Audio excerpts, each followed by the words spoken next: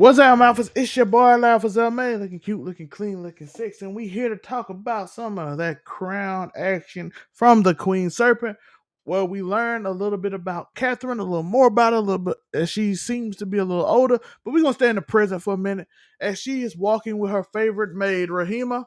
They and we see Rahima. She's often like you see the girl with the iPad. She makes fun of her, tell her that when she's done and marriage gonna take over, that it's gonna be over for her.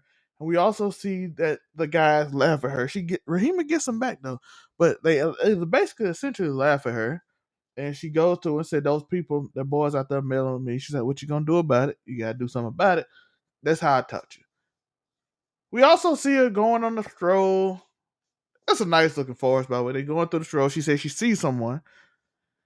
Catherine, of course, looks off, says, I don't know, maybe it's creatures out here. We don't know. She's like, you notice that she's quiet in this episode. It's very quiet. Like, this whole episode is like, Catherine is, she's a little befuddled, right?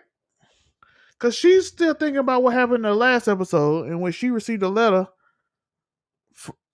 between a plot between Mary and Elizabeth against Catherine because they're trying to get out there. They don't want her son to be king, as Catherine even noted. Does he look like a king? He is not.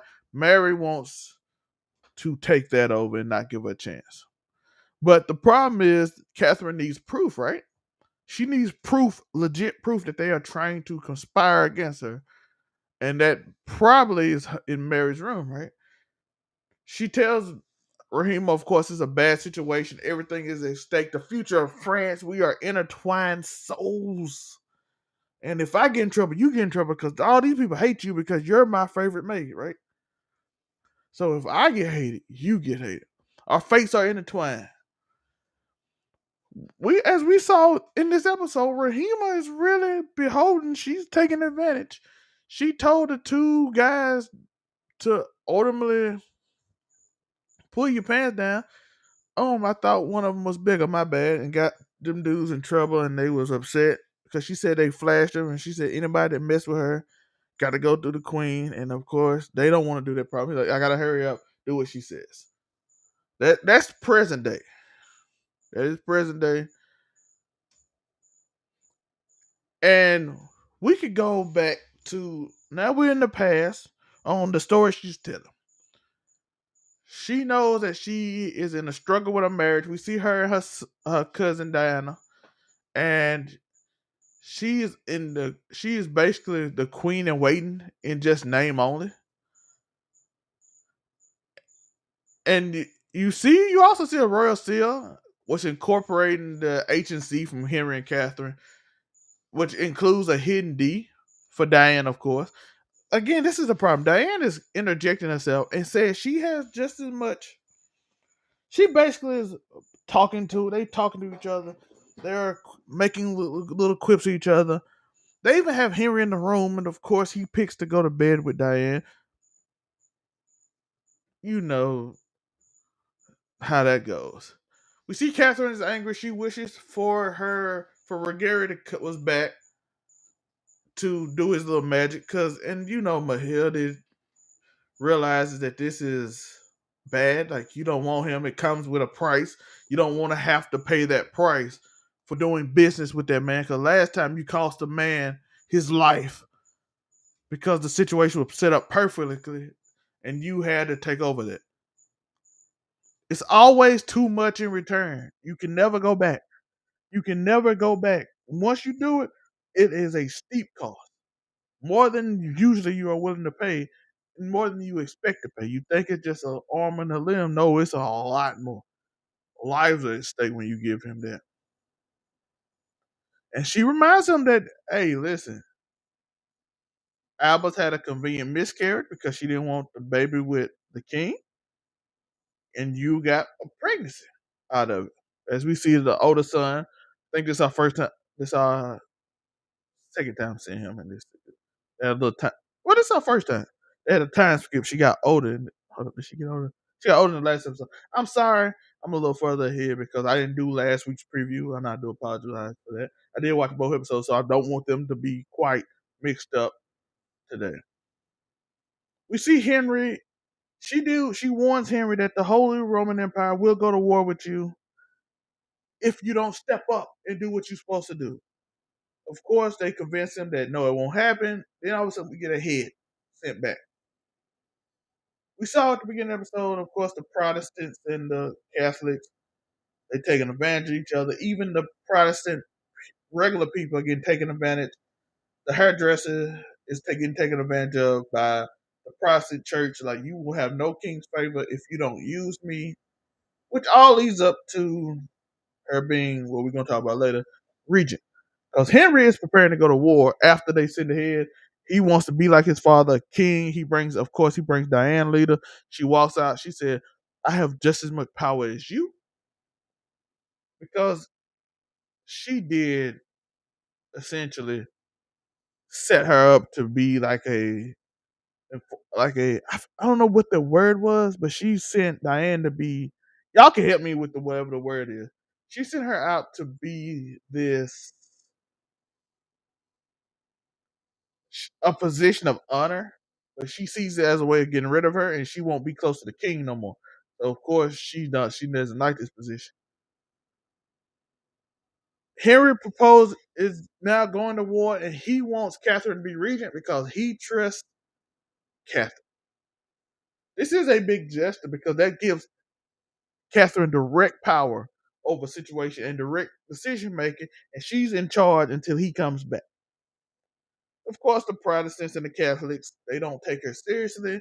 You need us. We can take advantage. We can get rid of the people we want to get rid of, and we can live good. That's the goal. This woman don't know what she doing. This woman doesn't know what is she doing. And this is a significant gesture, by the way, giving her this power. And she knew this was going to happen. She got hostility. She ordered a meeting right away, and people didn't even show up. Like, she'll come to me. And the Protestant people were like, listen, if the Catholic's not going, if the church ain't going, we're not going. Mary even asked a good question in this situation where she was asking her son, don't we serve the same God? Won't we just join forces and do something else? It's a little more, again, it shows Mary is kind of short sighted in her thoughts. We also see Diane, who, right before he goes off,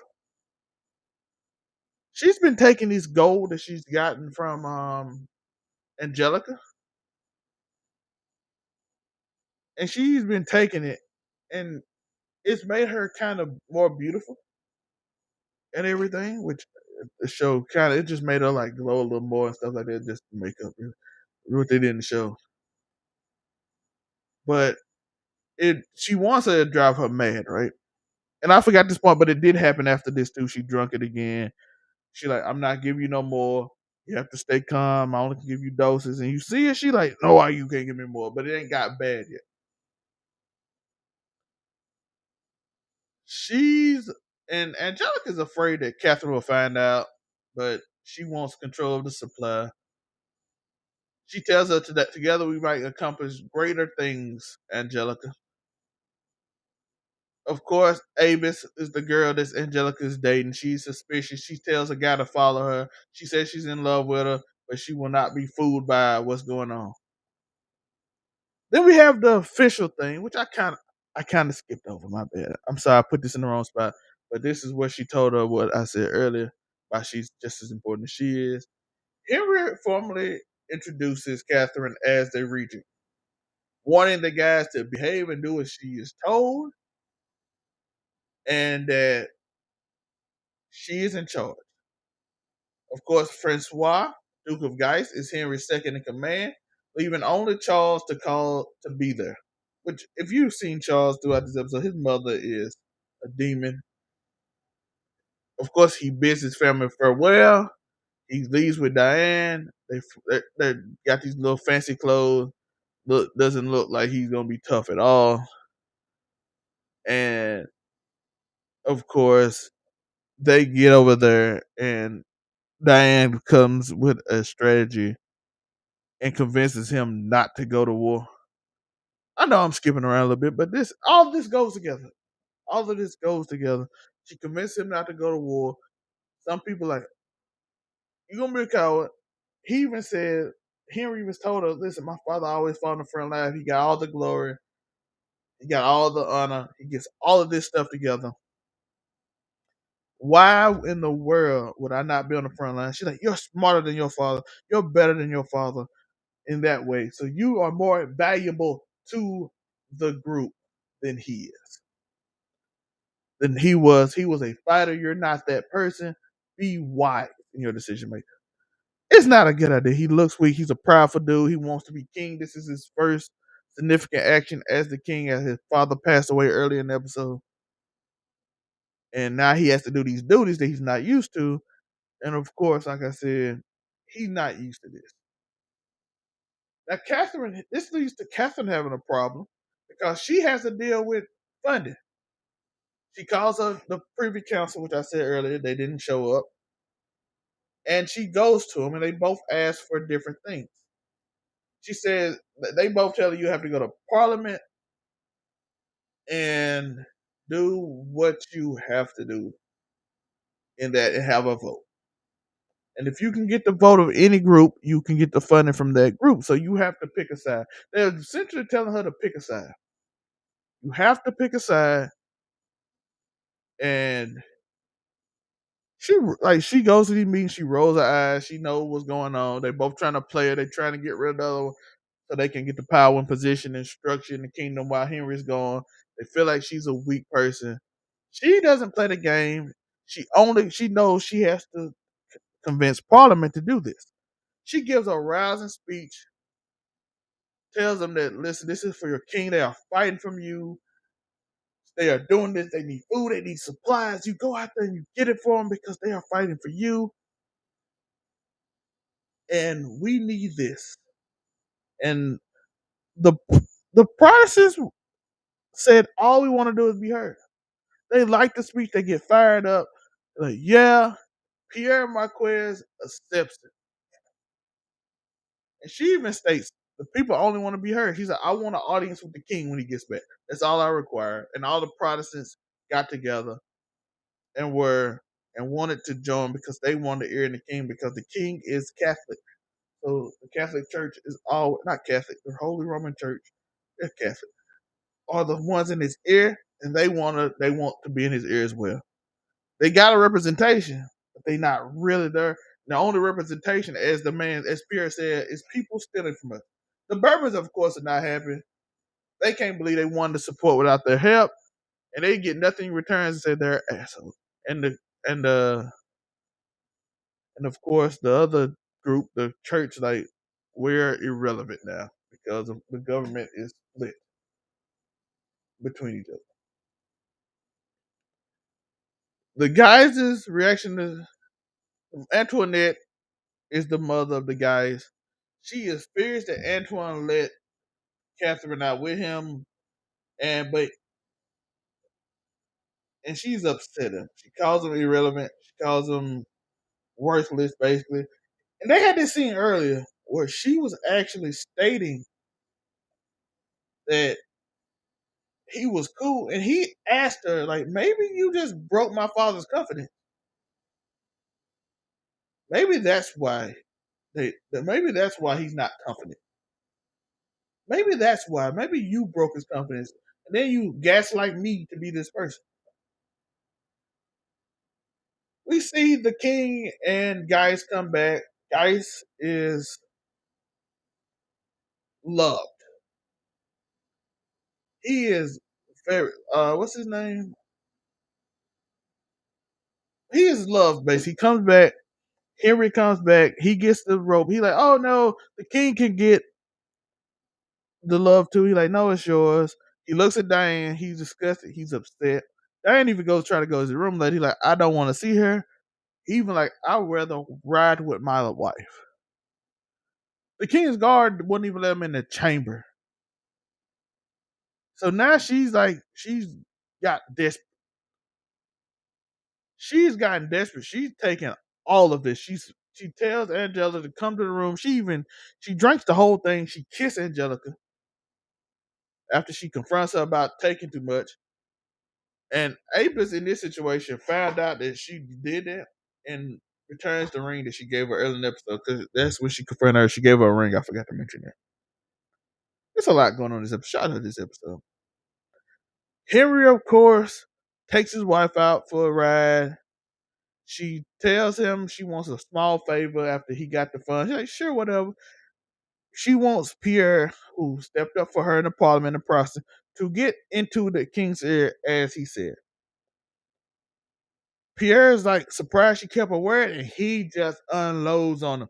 The people will find out y'all regular people. They won't respect you. They know they gonna realize y'all them, and they will turn on you. Of course, Diane's going crazy. She's like, "You know who you are," and then everybody looking at her like she's insane. Like, you know what this is. He like the church, the king. When people decide and realize what's going on, even the Protestant church people, you are living on borrowed time. She again yelling. Like she threatening violence against him. She said, "This is a threat." He like, "This is not a threat. This is a warning. I'm trying to save you, people. I am trying to save you."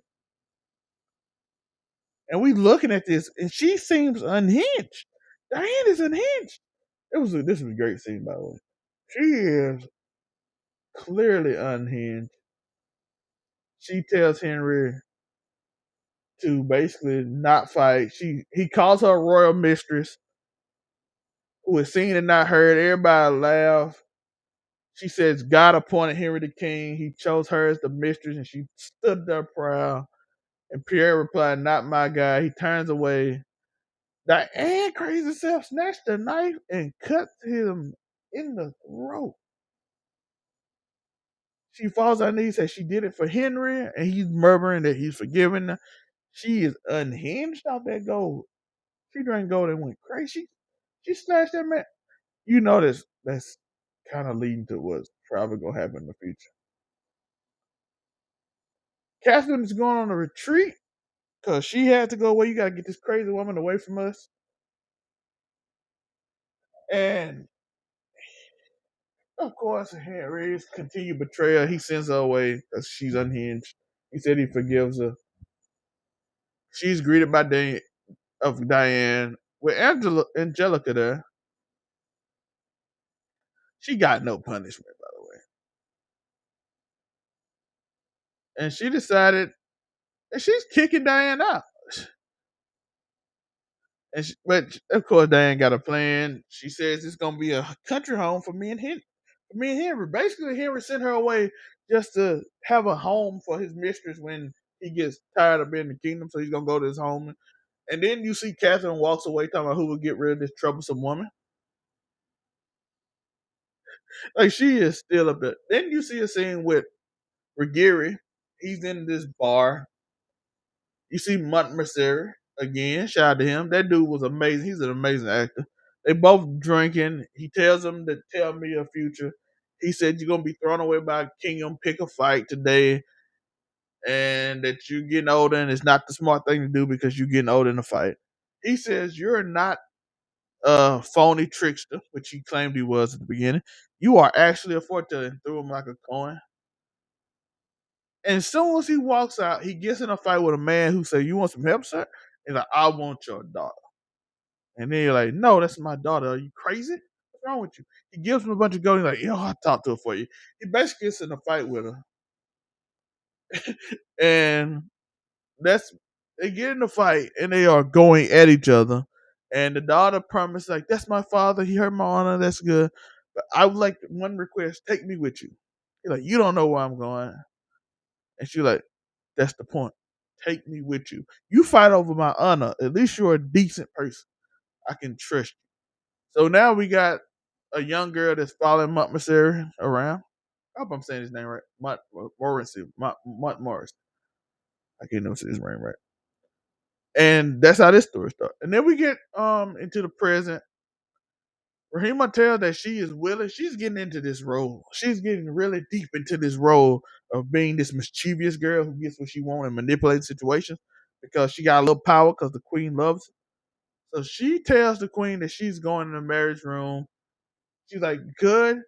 She walks away, Catherine distracts Mary. She takes him on the thing. She talks about it, gives some scripture, and we see that Catherine directs one of the Mary's women to fetch her mistress a straw, which some reason Rahima is discovered by this because the maid that she sent back caught her in the drawer